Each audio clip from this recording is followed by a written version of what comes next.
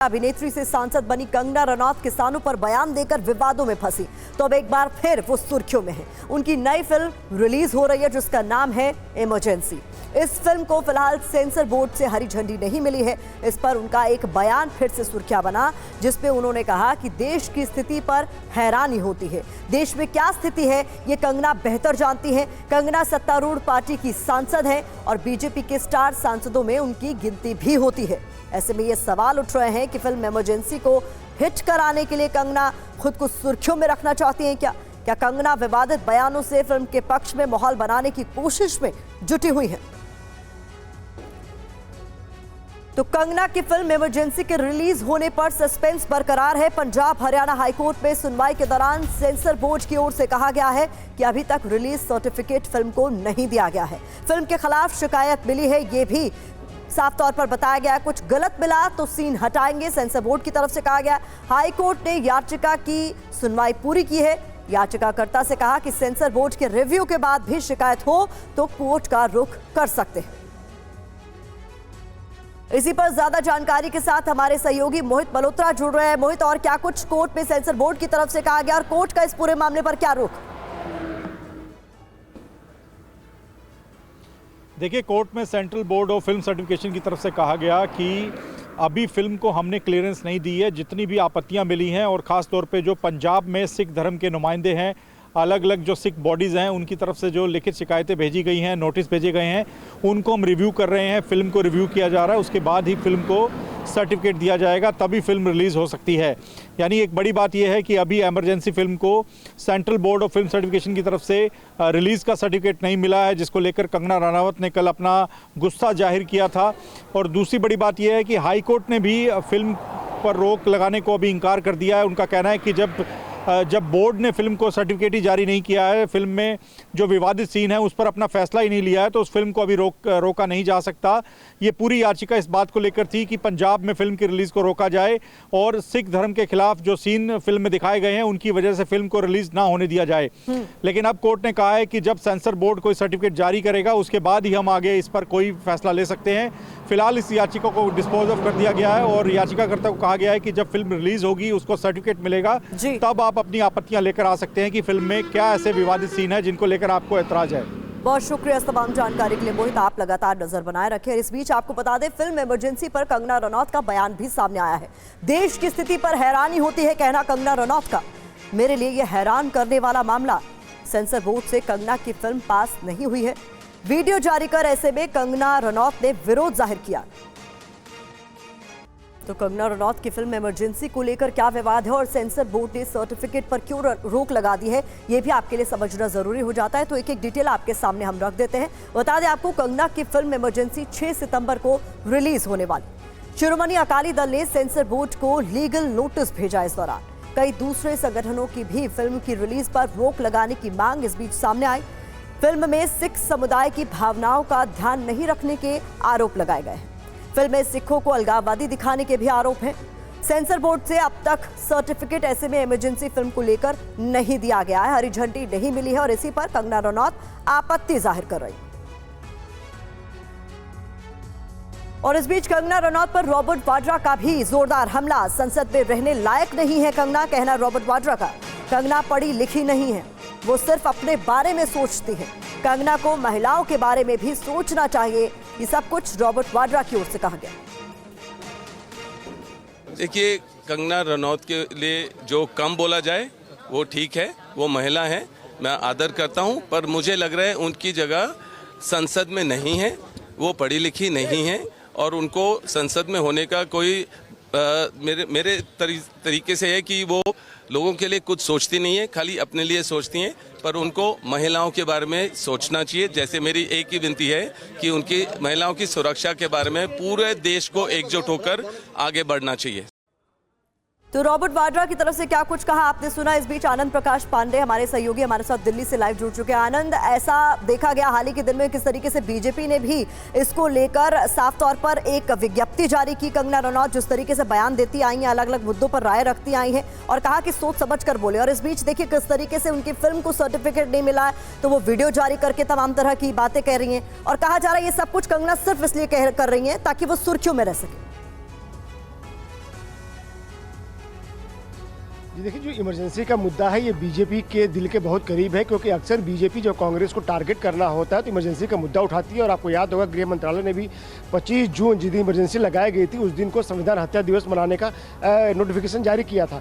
लेकिन यहाँ अगर हम फिल्म की बात करें तो ये फिल्म लंबे समय से बन रही थी और ऐसे में जो सेंसर बोर्ड है उसका अपने काम करने का तरीका होता है। अगर किसी सीन्स को लेकर कोई विवाद होता है या ऐसा लगता है कि ये तथ्यों से परे है या फिर इस सीन को दिखाए जाने से समाज में दुराव पैदा होगा, समाज का माहौल खराब होगा या कानून व्यवस्था की स्थिति हो जाएगी, तो सेंसर बोर्ड ऐसे सीन्स को हटाने के लिए कहता है।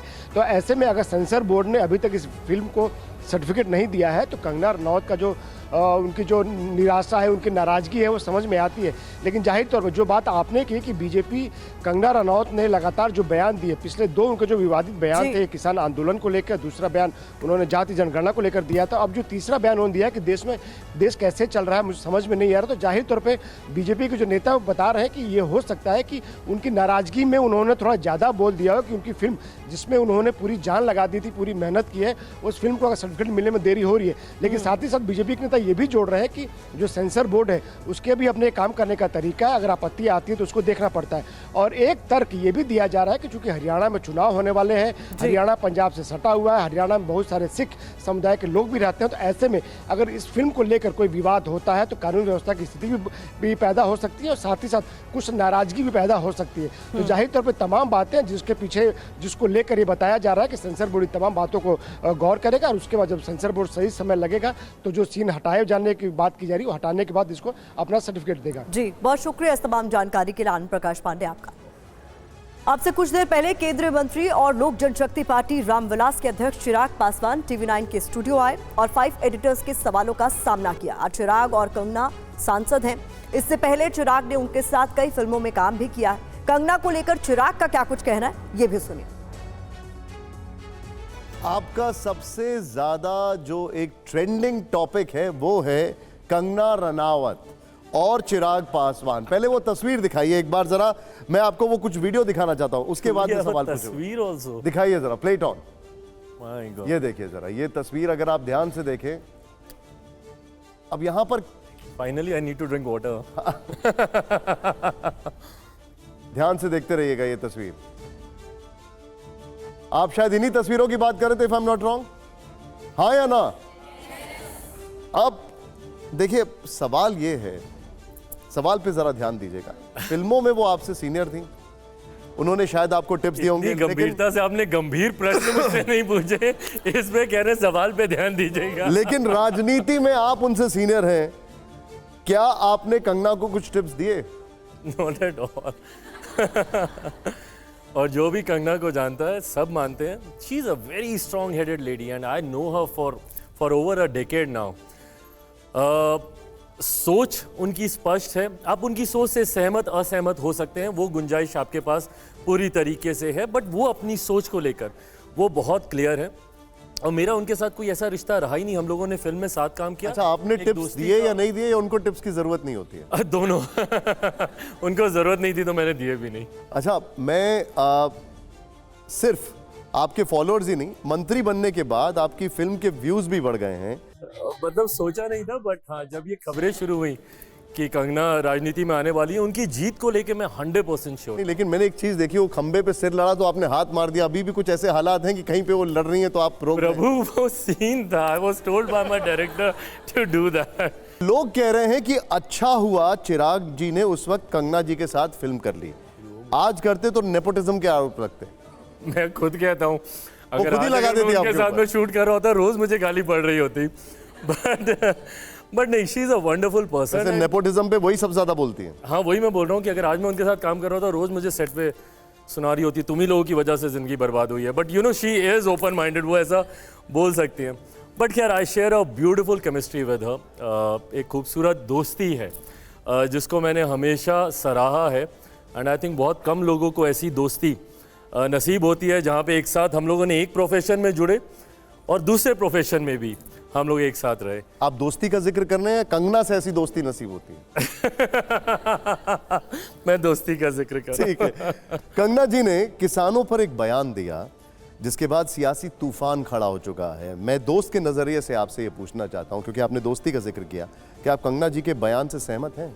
देखिए मैं दोस्त हूँ, अपनी राय बंद कमरे में उनको ज़रूर मैं दूंगा जो मुझे उनसे कहना है, क्योंकि दोस्ती मुझे वो माहौल मुहैया कराती है जहाँ पर आपका पर्सनल ओपिनियन क्या है वैसे? जहाँ पर मैं उनसे बातचीत कर सकता हूँ। इसमें मैं पर्सनल ओपिनियन भी नहीं रखूँगा, बिकॉज मेरा पर्सनल ओपिनियन मेरे व्यक्तिगत रिश्तों के साथ जुड़ा हुआ है।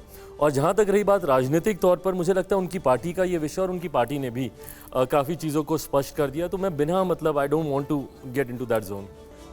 चिराग जी, मुझे लगता है कि सवाल पूछने का मुझे हक है और इसलिए पूछ रहा हूँ। लोक जनशक्ति पार्टी के एक सांसद और भारतीय जनता पार्टी के एक सांसद के बीच अंतरंग दोस्ती से ज़्यादा रिश्तेदारी में बदलने की कोई संभावना आपको नज़र आती है?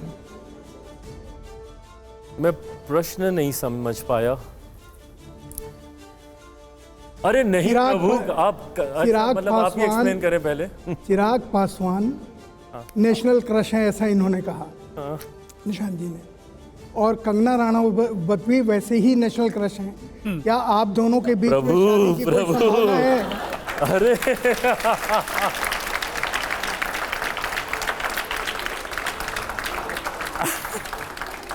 क्या you waiting for an answer और व्हाट?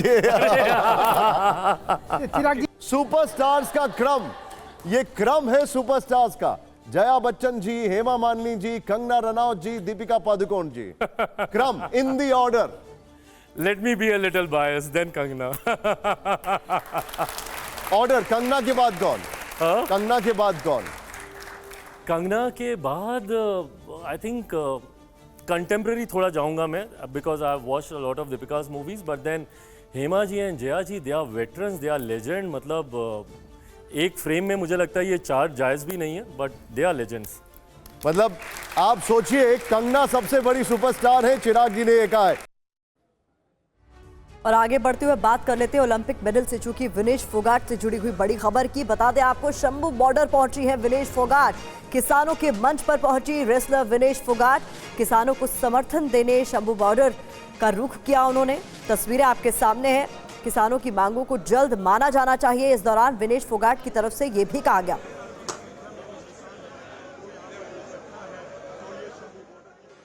मैं बहुत शुक्रगुजार हूँ परमात्मा की, मुझे ऐसे परिवार में ऐसे किसान को मैं जन्म देने का उन्होंने जो एक एहसान किया है मेरे को, एक वकील किया, तो मैं शुक्रगुजार रहूंगी परमात्मा की हमेशा।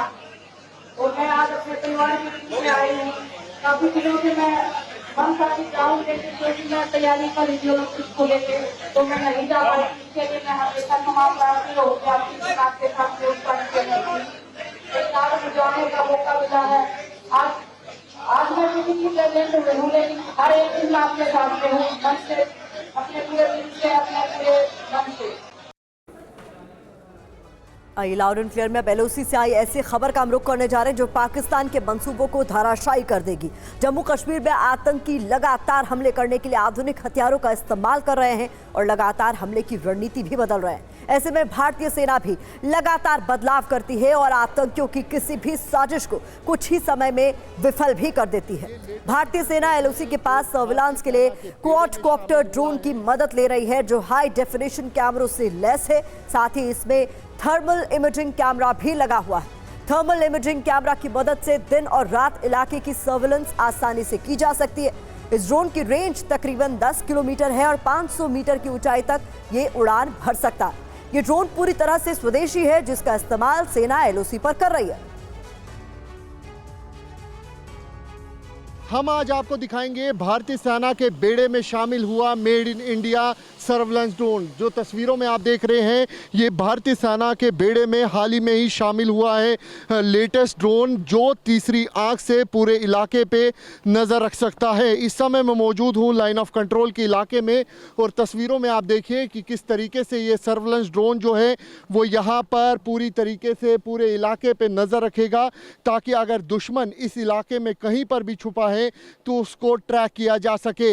यहाँ पर लाइन ऑफ कंट्रोल के इलाके में भारतीय सेना के लिए ये सर्विलेंस ड्रोन जो है वो तीसरी आंख का काम करता है। इसकी खासियत की अगर बात की जाए ये तकरीबन 10 किलोमीटर तक जो है इसकी रेंज है और साथ में 500 मीटर की हाइट तक ये जो है ये सर्वेलेंस ड्रोन उड़ सकता है। तस्वीरों में आप देख सकते हैं कि किस तरीके से ये सर्वेलेंस ड्रोन जो है ये भारतीय सेना के बेड़े में हाल ही में ही शामिल किया गया है। और तस्वीरों में आप देखिए कि किस तरीके से इस ड्रोन को पूरी तरीके से यहाँ पर उड़ाया जा रहा है ताकि तीसरी आंख से नज़र रखी जा सके। तस्वीरों में आप देखिए कि किस तरीके से पहली बार सेना के बेड़े में इस ड्रोन को शामिल किया गया है। और इस बीच अगली बड़ी खबर का हम रुख कर रहे हैं। मध्य प्रदेश में बीजेपी के एक सांसद का वायरल वीडियो सुर्खियों में है और इस वीडियो पर कांग्रेस की ओर से कड़ी आपत्ति जाहिर की गई है। वीडियो में बीजेपी कार्यकर्ता कह रहे हैं कि हमने फर्जी वोट डाले। बीजेपी कार्यकर्ता कह रहे हैं बूथ पर नहीं बैठने दिए कांग्रेस एजेंट। वीडियो के आधार पर इलेक्शन कमीशन से शिकायत करेगी कांग्रेस। ये बड़ा मामला जो मध्य प्रदेश से सामने आया। लोकसभा का चुनाव हुआ, मैंने और हमारी पूरी टीम ने लटेरी में 13 मतदान केंद्रों पे कांग्रेस के पोलिंग एजेंट नहीं बैठने दिए। हम लड़े हैं उसके लिए, ये कोई नहीं लड़े उसके लिए, हम लड़े हैं उनके लिए। 15 वोट मैंने डाले थे। आज ये गलत परिपाटी चल रही है। पूरी तरीके से मतदान हमने करा था, जेल जाते तो हम जाते। कांग्रेस के राज में हमने किया तो कोई पार्टी पे तो मध्य प्रदेश से सामने आए इस वीडियो को आपने देखा। इस वायरल वीडियो को लेकर कई तरह के दावे किए जा रहे हैं। एक डिटेल आपके सामने हम रख देते हैं इन्फॉर्मेशन वॉल के जरिए। आपको बता दें सागर से बीजेपी सांसद लता वानखेड़े और कार्यकर्ताओं के बीच इस वीडियो में बातचीत होती हुई साफ तौर पर देखी जा सकती है। बीजेपी कार्यकर्ता लोकसभा चुनाव में वोटिंग की कहानी सुना रहे हैं सांसद को और इस दौरान जो कुछ हुआ वो हर किसी को हैरान कर रहा है। बीजेपी कार्यकर्ता ने कहा लटेरी के 13 पोलिंग बूथ पर कांग्रेस के एजेंट नहीं बैठने दिए। इसके अलावा क्या कुछ इस वीडियो में कहा गया ये समझिए। एक कार्यकर्ता कहते सुनाई दिया 15 फर्जी वोट मैंने डाले, जेल जाते तो हम जाते, जिसको लेकर अब बहुत बड़ा एक तरीके से आपत्ति जो है वो कांग्रेस की तरफ से दर्ज की गई है और इस पूरे मामले में इलेक्शन कमीशन का रुख करने की बात कही जा रही है। वायरल वीडियो को लेकर तमाम तरह के दावे तो किए जा रहे हैं। बीजेपी कांग्रेस के आरोपों को बेबुनियाद भी बता रही है। बीजेपी का कहना है कि अगर कांग्रेस को किसी चीज को लेकर शिकायत है तो सबूतों के साथ चुनाव आयोग के पास जाए। मुझे लगता है कहावत कांग्रेस पर सटी के खिसियानी बिल्ली खंबा नोचे। मध्य प्रदेश के इतिहास से लेकर अब तक के चुनाव में ऐसा पहली बार हुआ कि भारतीय जनता पार्टी ने सारी की सारी सीटें जीती हों और कांग्रेस पार्टी जिस वीडियो के आधार पर बातचीत करती उसकी प्रामाणिकता है कांग्रेस पार्टी के पास। कांग्रेस पार्टी इस बात का प्रमाण प्रस्तुत करेगी कि वीडियो सत्य है, उसमें कोई एडिटिंग छेड़छाड़ नहीं हुई है। और कांग्रेस पार्टी के बूथ पर एजेंट बैठे ना बैठे जिम्मेदारी कांग्रेस पार्टी की, भारतीय जनता पार्टी की है। भारतीय जनता पार्टी हर चुनाव में स्वतंत्र और निष्पक्ष मतदान की पक्षधर थी, है और रहेगी। हम लोकतंत्र की व्यवस्था का और संविधान का आदर करते हैं। कांग्रेस को अधिकार है चुनाव में शिकायत करो, जांच करेगा। हमने जनता की कृपा से चुनाव जीता है और हम आभार व्यक्त करते हैं जनता का कि जनता की कृपा भारतीय जनता पार्टी के साथ है। आइए रुक कर लेते हैं भोपाल का। हमारे सहयोगी शुभम गुप्ता हमारे साथ जुड़ गए हैं। शुभम, हमने देखा है कि चुनाव के दौरान अक्सर विपक्षी पार्टियों की तरफ से ये आरोप लगते रहे हैं कि फर्जी वोटिंग कराई जा रही है और इस पर एक्शन लिया जाना चाहिए, लेकिन उस पर सफाई भी तुरंत आ जाती है कि ऐसा कुछ नहीं है। लेकिन जब इस तरीके के वीडियो संज्ञान में आते हैं तो उसकी गहनता से जांच तो बनती है। अब ऐसे में बीजेपी का ये कहना कि इसमें कोई सत्यता नहीं है, वीडियो ही फर्जी है, ये भी कई तरह के सवाल उठाता है।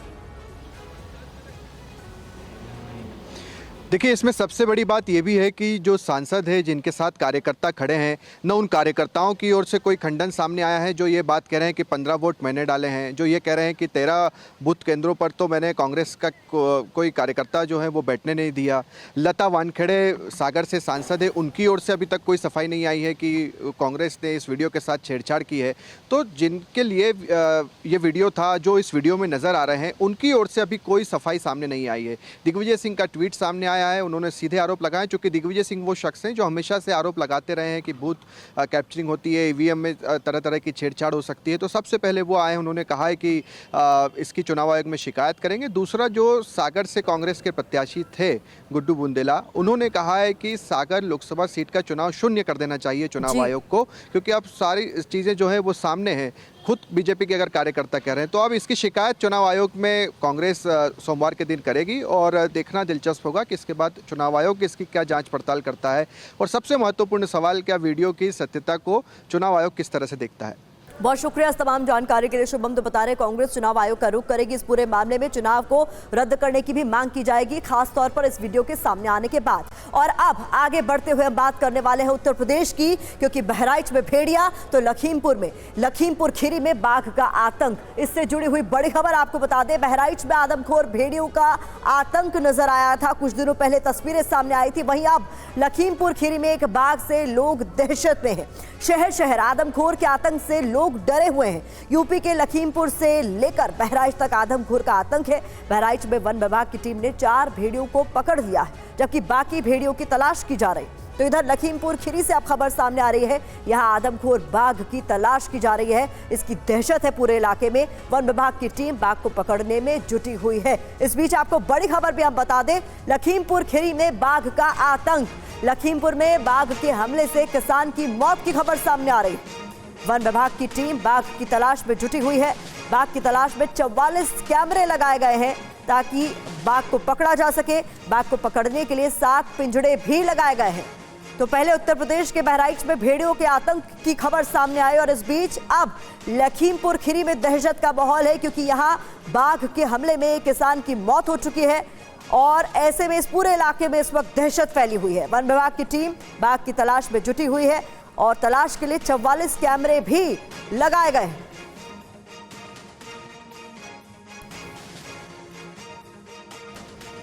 तो ये तस्वीरें जो आप इससे पहले देख रहे थे बहराइच की थी, जहां भेड़ियों का आतंक था। भेड़िए को तो पकड़ लिया गया है, कुछ भेड़िए और इस इलाके में छिपे हो सकते हैं, ऐसी आशंका है। इसके मद्देनजर वन विभाग की टीम लगातार तलाशी कर रही है। लेकिन खबर इस बीच लखीमपुर खीरी से भी सामने आई है, जहां बाघ की तलाश में 44 कैमरे लगाए गए हैं और मदद ली जा रही है वन विभाग की टीम की, जहां पर 7 पिंजड़े लगाकर बाघ को पकड़ने की कोशिश की जा रही है। तो बहराइच के बाद लखीमपुर खीरी में आतंक।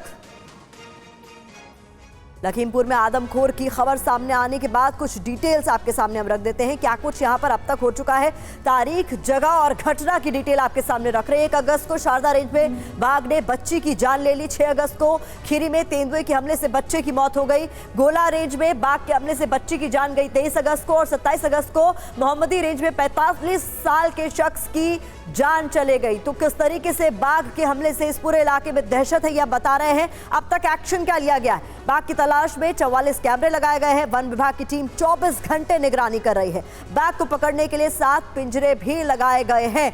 तो किस तरीके से लखीमपुर में आदमखोर बाघ की तलाश की जा रही है और इसको लेकर एक्शन क्या क्या हुआ है, उसकी डिटेल हम आपके सामने रख रहे थे। और अब सुप्रीम कोर्ट की एक ऐसी टिप्पणी जो बैंक के रिकवरी एजेंटों पर की गई है। महत्वपूर्ण जानकारी आपके सामने। सुप्रीम कोर्ट ने इस बार कड़ी भाषा का इस्तेमाल करते हुए बड़ी टिप्पणी की है। रिकवरी एजेंट फर्म गुंडों का समूह है, कहना सुप्रीम कोर्ट का। सुप्रीम कोर्ट ने लोन लेने वालों को मुआवजा देने का निर्देश भी इस दौरान दिया है। रिकवरी कंपनी के खिलाफ आरोप पत्र दाखिल करने का आदेश भी सुप्रीम कोर्ट की तरफ से दिया गया।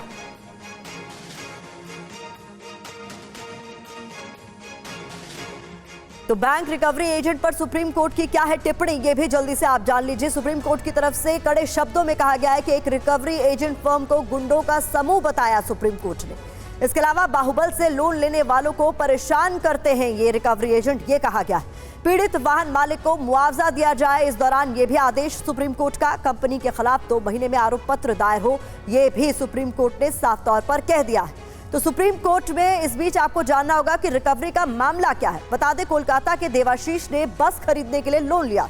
2014 में बस खरीदने के लिए बैंक से 15 लाख रुपए का लोन लिया। दिसंबर 2014 से भुगतान 84 महीने में 26,502 रुपए प्रति महीने होना था। कुछ महीने भुगतान होता रहा, बस के कागज बैंक के पास गिरवी रहे। भुगतान नहीं होने पर बैंक के एजेंट ने धमकाना शुरू कर दिया इस शख्स को। भुगतान नहीं किए जाने पर बस को जब्त कर लिया गया। और तो और कर्ज का निपटारा होने के बाद भी बस वापस नहीं की और इसी मामले पर सुप्रीम कोर्ट ने ऐसे में ये तल्ख टिप्पणी की है। पीयूष पांडे हमारे सहयोगी सुप्रीम कोर्ट से ज्यादा अपडेट्स के साथ हमारे साथ जुड़ गए हैं। पीयूष, इस पूरे मामले में केस इन पॉइंट सबसे बड़ा उदाहरण है ये बताने के लिए कि सुप्रीम कोर्ट को ऐसी टिप्पणी आखिरकार क्यों करनी पड़ी।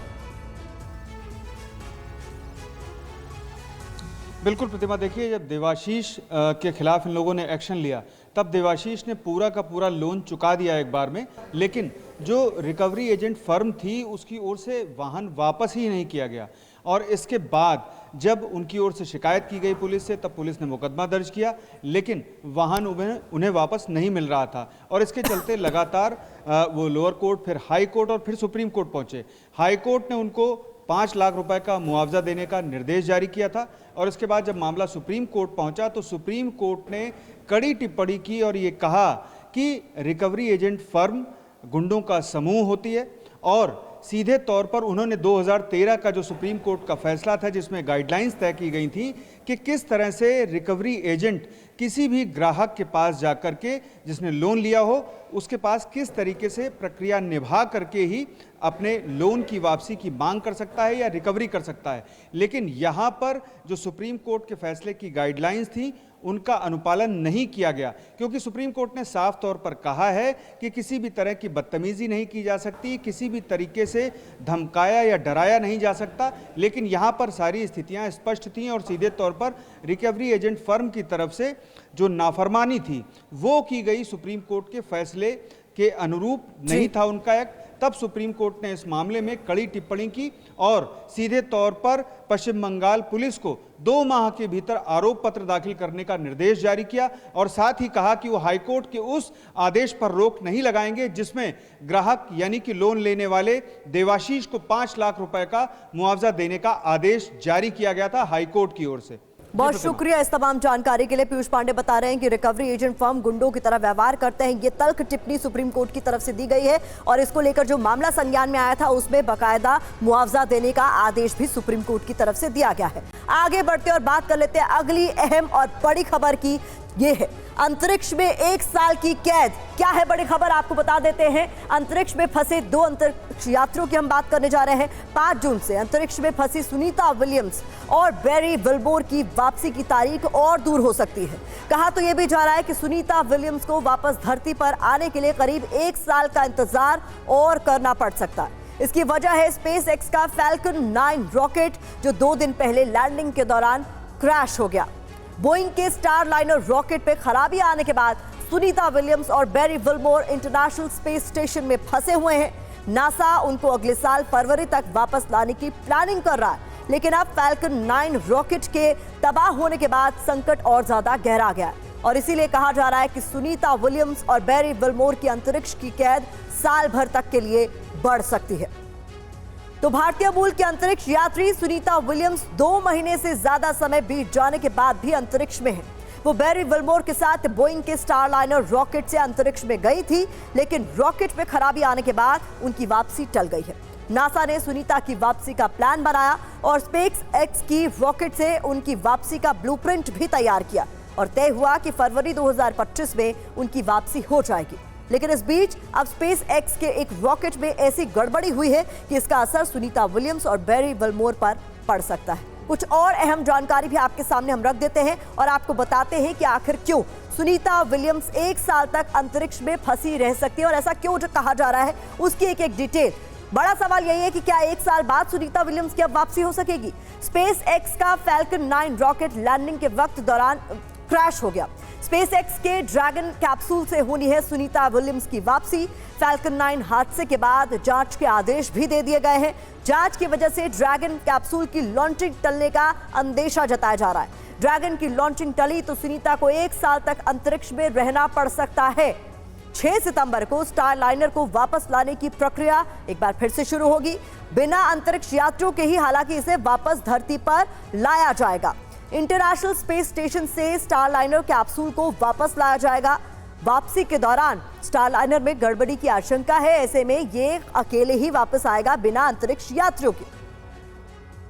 तो सुनीता और बैरी विल्मोर महज 8 दिन के लिए अंतरिक्ष में गए थे, लेकिन अब उन्हें लंबा समय वहां गुजारना पड़ रहा है। जीरो ग्रेविटी में रहने से दोनों अंतरिक्ष यात्रियों के स्वास्थ्य पर, उनकी हेल्थ पर क्या कुछ असर पड़ सकता है, इसको भी आपको जल्दी से समझा देते हैं। सुनीता और बैरी विल्मोर के सामने क्या कुछ चुनौतियां आने वाले दिनों में सामने हैं, ये समझिए। रेडिएशन से कैंसर का खतरा बढ़ सकता है। डीएनए में भी बदलाव हो सकता है इस दौरान जब तक वो वहां फंसे हुए हैं। इसके अलावा न्यूरो ऑकुलर सिंड्रोम की आशंका भी व्यक्त की जा रही है कि इन्हें हो सकती है। आंखें कमजोर हो सकती है। जानकारी यह भी कि हड्डियां, मांसपेशियां कमजोर हो सकती हैं। इसके अलावा हड्डियों का घनत्व 1% तक कम हो सकता है, इसकी आशंका भी है। भावनात्मक मानसिक तनाव भी बढ़ सकता है, इसकी आशंका भी बढ़ सकती है। अब आपको बताते हैं कि सुनीता और विल्मोर इतने लंबे समय तक इंटरनेशनल स्पेस स्टेशन में कैसे फंस गए, तो इसकी डिटेल आपके सामने हम रख दें। स्टारलाइनर स्पेसक्राफ्ट में लॉन्च के वक्त से ही कई दिक्कतें थी, इसकी जानकारी मिल चुकी थी। 5 जून से पहले भी कई बार लॉन्च किया गया, लेकिन लॉन्च फेल हो गया था। ISS में यानी इंटरनेशनल स्पेस स्टेशन में 8 दिन रुकने के बाद वापस पृथ्वी पर इन्हें आना था। लॉन्च के बाद भी स्पेसक्राफ्ट में दिक्कतों की खबर सामने आई। तो जैसा कि हमने आपको बताया, लॉन्च के साथ ही दिक्कतों का पता चल गया था। 5 जून से कई बार लॉन्च फेल हुए थे। और एक डिटेल इसकी आपके सामने रखते हुए मैं आपको बता दें कि यहाँ पर जो अब तक की प्लानिंग थी उसके मुताबिक केवल 8 दिन ही ISS में रुकना था और उसके बाद पृथ्वी पर वापस आ जाना था, लेकिन लॉन्च के बाद भी स्पेसक्राफ्ट में दिक्कतों की खबर सामने आई। इसके अलावा जो डिटेल मिल रही है हमें उसके मुताबिक 25 दिनों में स्पेसक्राफ्ट के कैप्सूल में 5 हीलियम लीक हुए।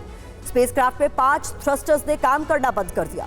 थ्रस्टर की मदद से स्पेसक्राफ्ट अपना रास्ता और स्पीड दोनों बदलते हैं। हीलियम गैस होने की वजह से रॉकेट पर दबाव बनता है। हीलियम लीक, थ्रस्टर्स की दिक्कत की वजह से वापसी में देरी हो रही है। तो स्पेस स्टेशन में कैसे कट रहा है वक्त, ये भी आपके मन में सवाल होगा। तो बता दें 4 अगस्त को कार्गो स्पेसशिप से 3.8 टन सामान भेजा गया ताकि इनकी मदद हो सके। इसके अलावा जानकारी है कि करीब 1 टन खाना और कपड़े, 1 टन रिसर्च के उपकरण भी भेजे गए थे। ISS में एस्ट्रोनॉट्स को ऑक्सीजन की कमी नहीं। स्पेस स्टेशन में इस वक्त 7 अंतरिक्ष यात्री मौजूद हैं। स्पेस स्टेशन पर 6 बेडरूम से ज्यादा की जगह भी है। ISS में 6 स्लीपिंग क्वार्टर, 2 बाथरूम और 1 जिम भी मौजूद है, लेकिन हर किसी को इंतजार है इन अंतरिक्ष यात्रियों की वापसी का। और अब जयपुर से आई एक ऐसी खबर आपके सामने जिसने लोगों को सोचने पर मजबूर कर दिया है। इंसानी रिश्तों की ये ऐसी कहानी है जिसमें 25 महीने के एक बच्चे को अपने किडनैपर से लगाव हो गया। पुलिस ने जब बच्चे को किडनैपर के चंगुल से छुड़ाया तो बच्चा बिलख बिलख कर रोने लगा और किडनैपर से अलग न करने का इशारा करने लगा। किडनैपर की आंखों में भी आंसू थे। बच्चा किडनैपर को छोड़कर जाना ही नहीं चाह रहा था और किडनैपर भी बच्चे को खुद से अलग नहीं करना चाहता था। पुलिस वाले जब बच्चे को अपने साथ लेकर जा रहे थे तो वो मुड़ मुड़ कर किडनैपर की ओर देख रहा था। किडनैपर ने बच्चे को उस वक्त अगवा किया था जब उसकी उम्र महज 11 महीने थी। 14 महीने किडनैपर के साथ रहने के दौरान बच्चे को किडनैपर से लगाव हो गया। दोनों के बीच ऐसे प्यार भरे रिश्ते बन गए कि बच्चा अपनी माँ के पास भी नहीं जाना चाह रहा था। जब माँ ने बच्चे को गोद में आने को कहा तो बच्चा नहीं आया और रोने लगा। बच्चा माँ की गोद से छिटक कर किडनैपर के पास वापस लौट जाना चाहता था। किडनैपर और बच्चे के बीच ये लगाव देखकर हर कोई दंग।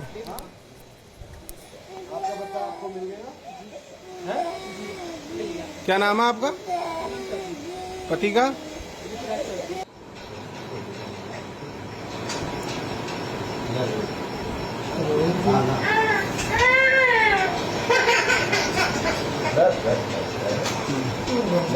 कुछ नहीं बेटा, बेटा आराम से अभी आ रहे हैं बेटा, है ना? यही रहना तुम।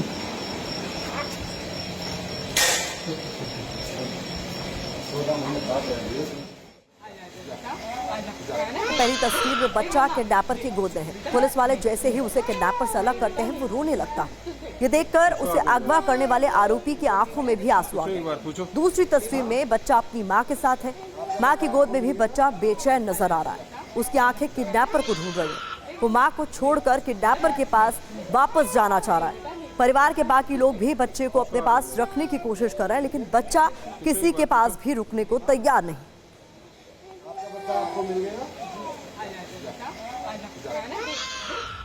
तो सोशल मीडिया पर यह वीडियो काफी ज्यादा वायरल है। किडनैपर के लिए बच्चे का प्यार देखकर हर कोई दंग है, हैरान है। बता दें आपको 14 जून 2023 को किडनैपर बच्चे को उसके घर से उठा कर ले जाता है। 14 महीने तक बच्चा किडनैपर के साथ रहा। इस दौरान वो बच्चे को लेकर अलग अलग शहरों में भी गया। पुलिस से बचने के लिए किडनैपर साधु का भेष बदल कर रहा। पुलिस ने उसकी तलाश बंद नहीं की।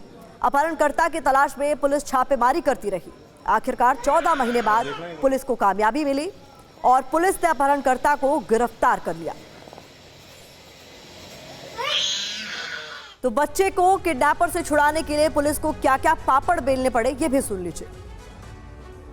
उसकी तलाश के लिए खूब कोशिश करी। वृंदावन में गई ये लोग, यहाँ एक गाइड के साथ घूमे। इन्होंने गाइड किया जो पुराना तनु चाहर का जानकार था। इन्होंने टूरिस्ट बनकर के तनुचार के बारे में वहाँ से इनपुट लिया कुछ, फिर ये 1-2 दिन वहाँ साधु के बेस में इन्होंने कपड़े खरीदे और उसकी तलाश की, उसका इनपुट लिया कि ये किधर हो सकता है। इनको मोटी मोटी जानकारी मिली कि ये अलीगढ़ के आसपास गोंडा वगैरह उस साइड में ये हो सकता है। फिर ये उस चाय वाले के पास ढूंढते ढूंढते पहुँचे जहाँ से इसने एक दिन फ़ोन कर लिया था। उस चाय वाले के यहाँ पे एक CCTV कैमरा लगा हुआ था। उस कैमरे को इन्होंने चेक किया तो उसमें तनुचार एक मोटरसाइकिल से आता है और उसके साथ एक बच्चा बैठा हुआ होता है जो स्कूल ड्रेस पहने हुए होता है। तो स्कूल ड्रेस, चूँकि CCTV बहुत स्पष्ट नहीं था, थोड़ा धुंधला था, स्कूल ड्रेस भी थोड़ी साफ नहीं दिख रही थी। तो इनके सामने ये चैलेंज टास्क हो गया कि ये बच्चा किस स्कूल का है ताकि उससे आइडेंटिफाई हो सके कि तनुज कहाँ रहता है। तो इन्होंने उस 20-30 किलोमीटर के दायरे में काफ़ी कोशिश करी, बहुत स्कूलों में गए, तो आखिर गोंडा जिले का एक स्कूल, आर्या पब्लिक स्कूल, वो उस बच्चे का स्कूल मिला। आपको बता दें कि किडनैपिंग की इस घटना से जुड़ा एक और पहलू भी है जो और भी ज्यादा चौंकाने वाला है। दरअसल ये पूरा मामला प्रेम प्रसंग का है। किडनैपर ने जिस बच्चे का अपहरण किया था वो उसकी बुआ की बेटी का लड़का था। किडनैपर को अपनी बुआ की बेटी से प्यार हो गया था। दोनों एक दूसरे से प्यार करते थे और शादी भी करना चाहते थे, लेकिन घर वालों को यह रिश्ता नामंजूर था। घर वालों ने दोनों की अलग अलग शादी करवा दी, लेकिन तनुज चहर अपनी प्रेमिका को भूल नहीं पा रहा था। अपनी प्रेमिका को शादी के लिए मजबूर करने के लिए बच्चे को उसने किडनैप कर लिया। किडनैपर का दावा है कि बच्चे का असली पिता वही है। किडनैपर बच्चे का DNA टेस्ट कराने की मांग भी कर रहा है। और इस बीच एक बड़ी खबर आ रही है। अशोक चौधरी के बयान पर जेडीयू में घमासान मच रहा है। जेडीयू के प्रवक्ता नीरज कुमार ने कहा, पार्टी बनाने में उनकी क्या भूमिका है, आप बने बनाए घर में आए हैं, कहना नीरज कुमार का। जेडीयू ऐसे बयान को खारिज करती है। उपचुनाव को प्रभावित करने की साजिश है, कहना नीरज कुमार का। भ्रम में न रहें, हम भी नेता। मंत्री जी कह रहे हैं भूमिहार भाग गए, नीतीश कुमार को वोट नहीं दिया। अच्छा, ये कब आया है पार्टी में? इनका भूमिका क्या है पार्टी को बनाने में? अबे परिस्थिति के अनुसार वोट नहीं दिया। भाई चंदेश्वर चंद्रवंशी जी ने ऐसा बयान दिया और ये कटिहार के चुनाव प्रभारी थे। जरा पूछिए कि कितने दिनों तक कटिहार में थे। ये कटिहार में मेरा उम्मीदवार हार गया, आई अपने परिवार के चुनाव प्रचार में थे। क्योंकि हमारी पार्टी में तो उपाय है नहीं, यहाँ न लागी राहुल माया। तो राजनीति की दुकान बनाने में कार्यकर्ताओं के मेहनत, परिश्रम और कुर्बानी रही है। आप तो बने बनाए घर में आए हैं, इसलिए ऐसे बयान को पार्टी खारिज करती है। और ये परिवारवादी राजनीति करने वाले जो लोग हैं महागठबंधन के, उनके लिए यह खाद पानी है, उपचुनाव को प्रभावित करने की एक साजिश है। अब आपको सुनाते हैं कि अशोक चौधरी ने भूमिहार जाति को लेकर कहा क्या था, जिसके बाद घमासान मच गया। हम गर्व से कहते हैं हम नीतीश कुमार के जनता दल यूनाइटेड के सिपाही हैं, जिसने पूरी तरह से भूल चूक रूप से बिहार को बदलने का काम किया है। लेकिन कुछ लोग जात पात की राजनीति करके, नीतीश कुमार ने क्या इस जहानाबाद में किया कि जहां भूमिहार का गांव होगा वहां सड़क नहीं बनेगा। लेकिन आप जब अति पिछड़ा को बनाते हैं तो भूमिहार लोग भाग जाते हैं, हम वोट नहीं देंगे। कहा नहीं दीजिएगा भाई, काम तो आपके यहाँ भी हुआ है, काम तो आपके यहाँ भी हुआ है। अभिराम शर्मा और राजू जी के छोड़ करके हम कोई बढ़िया बड़ा भूमिहार का नेता नहीं देखे जो वोट मांग रहा था चंद्रवंशी जी के। हम लोग जब दरवाजे घूमते थे तो कहते थे कि चंद्रवंशी जी का वोट, आपका उम्मीदवार 4 बार आपका उम्मीदवार भूमिहार का जीतेगा, खराब होगा तो उसके लिए कहिएगा बढ़िया है। और मेरा उम्मीदवार 3-4 दिन आपके दरवाजे नहीं गया तो आप कहिए कि नहीं मेरा उम्मीदवार अच्छा नहीं है। और इस बीच एक और बड़ी खबर आपको बता दें, हेमंता सरकार के खिलाफ जेडीयू ने मोर्चा खोल दिया है। नमाज की छुट्टी खत्म करने पर जेडीयू प्रवक्ता नीरज कुमार ने कहा, असम सरकार का फैसला संविधान के खिलाफ है, सबको अपनी परंपराओं को मानने का अधिकार है। उनका कहना है कि धार्मिक मान्यता पर कोई हमला नहीं कर सकता। असम के माननीय मुख्यमंत्री जी का जो सरकार का निर्णय है वो निश्चित रूप से देश के संविधान की मूल प्रस्तावना के खिलाफ है। हर एक धार्मिक जो मान्यताएं हैं उनको अपनी राय, अपनी परंपरा को जीवंत रखने का अधिकार है। तो माननीय हेमंत शर्मा जी जो वहाँ के मुख्यमंत्री हैं, मैं उनसे जानना चाहता हूँ कि आपने शुक्रवार के दिन, रमज़ान के दिन होने वाली छुट्टी पर तो आप रोक लगा रहे हैं, और कहते हैं कि इससे कार्य क्षमता बढ़ेगा। तो हिंदू धर्म की प्रथा का एक बड़ा हिस्सा है जहां से आप संभवतः विधायक हैं। और इस बीच अब खबर रूस यूक्रेन युद्ध के मैदान से आपके सामने। F-16 पर बाइडेन प्रशासन का बड़ा फैसला। यूक्रेन में F-16 के रखरखाव पर यह फैसला लिया गया है। अमेरिकी कॉन्ट्रैक्टर नहीं करेंगे F-16 का रखरखाव। वॉल स्ट्रीट जर्नल के हवाले से यह बड़ी खबर सामने आ रही है। F-16 आपको बता दें यूक्रेन को मुहैया कराए गए थे। 6 F-16 यूक्रेन को अमेरिका की तरफ से दिए गए थे, जिसमें से एक क्रैश हो चुका है। और इस बीच F-16 पर बाइडेन प्रशासन ने बड़ा फैसला लेते हुए ये ऐलान कर दिया है कि अमेरिकी कॉन्ट्रैक्टर F-16 का रखरखाव नहीं करेंगे।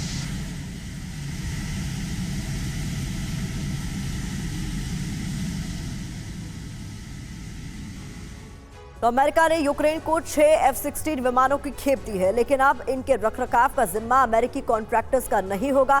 इससे ज़ेलेंस्की की रणनीति पर क्या असर पड़ने वाला है, ये जानना भी आपके लिए जरूरी है। तो क्या अमेरिका ने ज़ेलेंस्की को झटका दिया है? बड़ा सवाल। इसलिए अमेरिकी टेक्नीशियन नहीं करेंगे F-16 का रखरखाव, ये बाइडेन प्रशासन की ओर से साफ कर दिया गया है। अमेरिका का तर्क है कि यूक्रेन को हर तरह से ट्रेनिंग दी गई है। इसके लिए F-16 की मेंटेनेंस से अमेरिका का खर्च बढ़ेगा। यूक्रेन को F-16 के बेड़े का खुद ही रखरखाव करना होगा, यह भी साफ कर दिया गया। यूक्रेन में F-16 के क्रैश होने के बाद अमेरिका नाखुश भी है। ये एक और बड़ी जानकारी सामने आ रही है। इससे पहले ज़ेलेंस्की ने भी इस पर नाराजगी जाहिर की है। इस बीच यूक्रेन से ही विपिन चौबे सीधा ग्राउंड जीरो से हमारे साथ जुड़ रहे हैं। विपिन, एक बड़े झटके के तौर पर देखा जा रहा है कि पहले F-16 तो दे दिए गए, एक F-16 क्रैश होता है और उसके बाद ये बाइडेन प्रशासन फैसला ले लेती है कि रखरखाव यूक्रेन के ही जिम्मे। जी बिल्कुल, ये बड़ा झटका होगा, खासकर तब जब यूक्रेन इस युद्ध में अच्छा परफॉर्म कर रहा है और रशिया के लिए मुसीबत बना हुआ है। ऐसे में बाइडेन का हाथ खींचना, अमेरिका का हाथ खींचना यूक्रेन के लिए एक मुसीबत भरी खबर लेकर आ सकता है, क्योंकि आप जानते हैं F-16 के क्षेत्र में यूक्रेन को कोई महारत हासिल नहीं है। अमेरिका ने इसको दिया है और इसके रखरखाव की जिम्मेदारी थी। यूक्रेनी पायलट्स को ट्रेन भी किया गया था, लेकिन एक F-16 गिरने के बाद अमेरिका प्रशासन जिस तरह से यू टर्न ले रहा है, उसको लेकर यूक्रेन सकते में। और आप वैसे भी जानते हैं अगले कुछ महीनों में अमेरिका में इलेक्शन होने हैं और अगर बाइडेन या उनकी पार्टी की वापसी नहीं होती है तो वैसे भी यूक्रेन बहुत ज्यादा इस वक्त इस सदमे में है कि क्या होगा, क्या अमेरिकी मदद वैसे मिलेगी कि या नहीं मिलेगी। और खासकर युद्ध जब इस मुहाने पर आकर खड़ा है तो यह खबर चौंकाने वाली है, हैरान करने वाली है और कहीं ना कहीं यूक्रेन की मुसीबत को बढ़ाने वाली है। विपिन, माना यह भी जा रहा था इस पूरे मामले को देखते हुए कि जिस तरीके से ज़ेलेंस्की भी नाराज नजर आ रहे थे, तमाम एक्सपर्ट्स भी ये मान रहे हैं कि F-16 आपने दे तो दिए, लेकिन जितने बड़े स्तर पर इसकी ट्रेनिंग होनी चाहिए वक्त लगता है, क्योंकि एडवांस्ड एयरक्राफ्ट है, उस तरीके की और उतने बड़े लेवल पर ट्रेनिंग नहीं दी गई, जिस वजह से ये एयरक्राफ्ट क्रैश हुआ, एक F-16 जो क्रैश हुआ, तो उसको लेकर भी यहाँ पर तनाव नजर आ रहा है। बिल्कुल, इसमें कोई शक नहीं है, क्योंकि आप जानते हैं कि युद्ध चल रहा है, यूक्रेन के पास ज्यादा वक्त नहीं है। यूक्रेन भी चाहता था कि उनके पायलट्स को ट्रेन किया जाए, लेकिन इसके लिए समय कम लिया जाए। और अमेरिका ने आनन फानन में F-16 फाइटर जेट्स ना सिर्फ दिए, बल्कि इनके जिन लोगों को ट्रेन किया वो शायद उतने ट्रेन नहीं हो सके जितनी ट्रेनिंग की आवश्यकता थी, या उनको समय कम दिया गया। अब जब F-16 एक क्रैश हो चुका है तो ठीकरा फोड़ने की दोनों तरफ से कोशिश की जा रही है। शायद यही वजह है कि जो तनाव बरपा है दोनों तरफ से, उसको लेकर अमेरिकी प्रशासन ने अब यू टर्न लिया है और ये कहता हुआ नजर आ रहा है कि रखरखाव की जिम्मेदारी हमारी नहीं होगी। और आज की तारीख में यूक्रेन उस क्षमता में, उस योग्यता में नहीं है कि वो इसके रखरखाव की जिम्मेदारी संभाले, या फिर इनके पायलट्स के पास इतना अब टाइम नहीं बचा हुआ, क्योंकि खासकर क्रूक्स की जंग जिस तरह से आगे बढ़ रही है, वो लोग ये चाहते हैं कि अगर रशिया बहुत ज्यादा एक्टिव हो रहा है, जिस तरह से कल खार्किव में हमला हुआ है, तो F-16 का इस्तेमाल किया जाए। लेकिन अनट्रेन्ड पायलट के भरोसे जिस तरह से एक F-16 गिरा है, उसमें इन जहाजों का, इन फाइटर प्लेन्स का उड़ना थोड़ा मुश्किल नजर आ रहा है। और खासकर तब जब अमेरिका ने इसके रखरखाव की जिम्मेदारी लेने से अब इनकार कर दिया है। बड़ी बात आप बता रहे हैं, अब तक F-16 की ट्रेनिंग को लेकर बातें कही जा रही थी कि वो ट्रेनिंग ठीक तरीके से नहीं दी गई, लेकिन इस बीच रखरखाव भी यूक्रेन ही करे, अमेरिका की तरफ से ये फैसला ले लिया गया है। इस बीच देखिए, सुमी में रूस का भीषण अटैक हुआ है, इसके अंदर मिसाइल से यह हमला किया गया है। यूक्रेन का आर्टिलरी डिपो इस हमले में तबाह हो गया। तो सुमी से यह बड़ी खबर सामने आ रही है, रूस की ओर से भीषण अटैक सुमी में किया गया और इसके लिए इस्तेमाल किया गया है इस्कंदर मिसाइल का। तस्वीरों में देखिए, यूक्रेन का आर्टिलरी डिपो तबाह हो गया।